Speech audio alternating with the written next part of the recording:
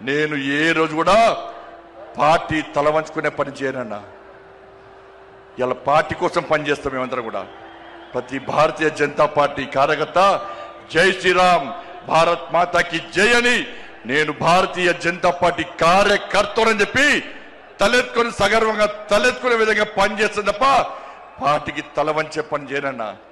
చాతగాని మూర్ఖులు, ధైర్యంగా రాజకీయంగా ఎదుర్కోలేని దద్దమ్మలు ఇలా ఏదో చేసి బండి సంజయ్ని గాని భారతీయ జనతా పార్టీని ఇబ్బంది పడితే నేను ఫామ్ హౌస్ లో ఎలుకని కాదన్నా, ఫామ్ హౌస్ లో ఎలుకని కాదన్నా.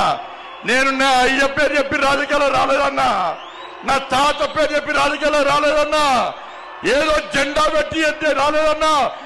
నేను కాశాపు జెండాను, కమలపు జెండాను భుజం మీద మోసుకొని సామాన్య కార్యకర్తగా నా రాజకీయం ప్రారంభించి ఒక రాష్ట్రీయ స్వయం సేవకగా, ఒక ఏబీవీపీ కార్యకర్తగా, ఒక యువమోర్చా కార్యకర్తగా, ఒక నరేంద్ర మోడీ శిష్యునిగా భారతీయ జనతా పార్టీ కార్యకర్తగా పనిచేస్తున్నప్ప సగర్వంగా భారతీయ జనతా పార్టీ కార్యకర్తని తలెత్తుకొని తిరిగి పనిచేస్తున్నప్ప తల వంచే పని చెయ్యన్నా.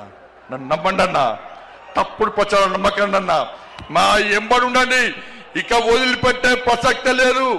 ఈ రోజు నుంచే మోడీ గారు ఈ రోజు వచ్చిపోయిన తర్వాత ఈ రోజు నుంచే తెలంగాణ రాష్ట్రంలో ధర్మం, తెలంగాణ అభివృద్ధి, ధర్మం ఆధారితంగా తెలంగాణ రాష్ట్రాన్ని అభివృద్ధి చేయాలంటే జై శ్రీరామ్, జై తెలంగాణ, జై శ్రీరామ్, జై శ్రీరామ్.